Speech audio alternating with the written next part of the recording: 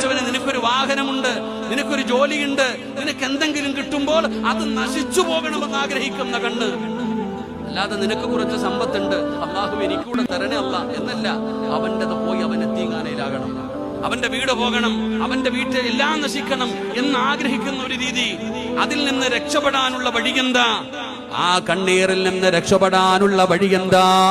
അല്ലാഹുവിന്റെ പരിശുദ്ധമായ ഖുർആൻ ഒരു വഴി പറഞ്ഞു തരികയാണ്. നിന്റത് നശിച്ചു പോകണേ എന്ന് ആഗ്രഹിക്കുന്ന കണ്ണിൽ നിന്ന് രക്ഷപ്പെടാനുള്ള വഴി എന്താ?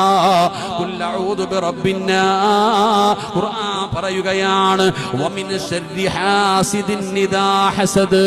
ഈ സൂറത്താണ് പാരായണം ചെയ്യാൻ വിധങ്ങൾ പറഞ്ഞത്.